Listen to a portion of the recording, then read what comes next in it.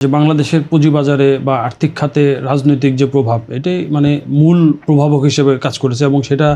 এখন না আমরা দীর্ঘদিন ধরে সেটা কিন্তু দেখেছি এবং 2010 সালের যে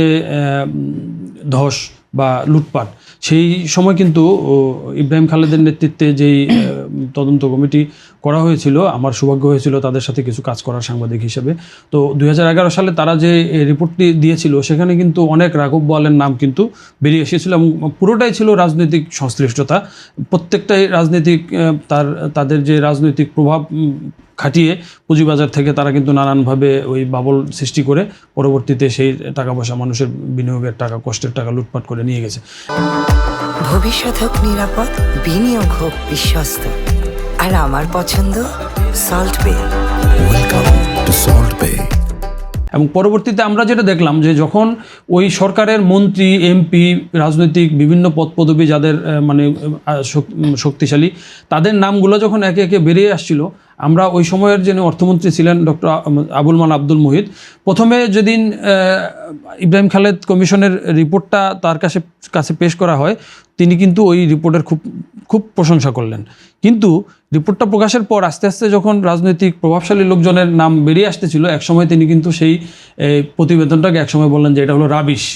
তার ভাষায়। সুতরাং ওই যে রাজনৈতিক কারণে যে যারা আসলে ওইখানে দায়ী ছিল এবং লুটেরাদের মানে বিচার না হওয়া, তাদের বিরুদ্ধে কঠোর ব্যবস্থা না নেওয়ার কারণেই কিন্তু এই যে বাজারের প্রতি যে মানে মানুষের আস্থাটা নষ্ট হলো সেই আস্থাটা কিন্তু আর ফিরে এলো না। দ্বিতীয়ত তো পরবর্তীতে আমরা দেখলাম যে এই যে 5ই আগস্টের গণ অভ্যুত্থানের মধ্য দিয়ে একটা সরকারের অধিকাংশ লোক যখন পালিয়ে গেল, স্বাভাবিকভাবে এই সমস্ত পরিস্থিতি যদি আইডিয়াল একটা সিচুয়েশন হয় অর্থনীতির, তাইলে আমরা কোনোভাবে আশা করতে পারি না যে রেগুলেটরি বডির যারা বিভিন্ন গুরুত্বপূর্ণ দায়িত্বে আছেন তারাও পালিয়ে যাবে বা তাদেরও একই পরিণতি হবে, এটা কিন্তু আশা করা যায় না। তার মানে হচ্ছে কি, তার মানে হচ্ছে এবং বাস্তবতা হচ্ছে যে এই যে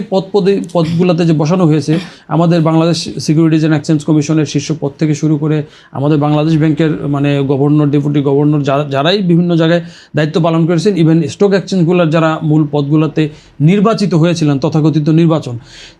টোটালটাই হচ্ছে একটা রাজনৈতিক সিন্ডিকেট। এবং এই রাজনৈতিক সিন্ডিকেট হচ্ছে তাদেরকে বিভিন্ন জায়গায় পদপদবি দিতে হবে, পদায়ন করে বসাতে হবে, এই উদ্দেশ্যেই মূলত তাদেরকে এখানে ডাম্পিং করা হয়েছে। মূল উদ্দেশ্য এরকম ছিল না যে পুঁজিবাজারের দক্ষ মানুষদের বসিয়ে এই বাজারটাকে একটা মানে শক্তিশালী একটা অর্থনৈতিক টুলসে পরিণত করবে, এই ধরনের কোনো উদ্দেশ্য নিয়ে কিন্তু সরকার তাদেরকে বসায় নেয়। যার ফলে হয়েছে যে তারা পদপদবি পেয়ে রাজনৈতিক শক্তিতে যারা বিভিন্ন মন্ত্রী এমপি বিভিন্ন পদ পেয়েছে তারা যেমন লুটপাট করেছেন, রেগুলেটরি বডিগুলার বিভিন্ন দায়িত্বে যারা ছিলেন তারাও সেই লুটপাটের অংশীদার হয়েছে এবং নিজেদের আখের গোছাতে ব্যস্ত ছিলেন। সেটার ফলে আমি আগে যেটা বলেছি যে তারা এই যে মানে নিজেদের ব্যক্তিগত আর্থিক সুবিধার বিনিময়ে দুর্বল কোম্পানিকে বাজারে লিস্টেড করা, যারা বিভিন্ন রকমের অপকর্মে জড়িত তাদের বিরুদ্ধে ব্যবস্থা না নেওয়ার ফলে যেটা হয়েছে, একদিকে বাজার তো এমনিতেই 2010-এর পরে বিপুল পরিমাণ পুঁজি পাচার হয়ে গেছে এখান থেকে পুঁজিবাজার থেকে, এবং সেই যে তার আর্থিক ভিত্তিটা যে দুর্বল হয়েছে সেই দুর্বল অবস্থান থেকেও আরেকটা পাইপলাইন বসিয়ে আইপিইউ সহ নানান ব্যবস্থা করে এখান থেকে আরও বিপুল পরিমাণ টাকা কিন্তু সরিয়ে নেওয়ার ব্যবস্থা করা হয়েছে। সুতরাং এই যে রাজনৈতিক যে অপশক্তি বা অপসংস্কৃতি, এইটার একটা সম্পূর্ণ রিফ্লেকশন কিন্তু আমাদের পুঁজিবাজার পড়েছে, যেটা নিয়ে এই যে দীর্ঘমেয়াদে এই বাজারটা কিন্তু এখন ধুকে চলছে।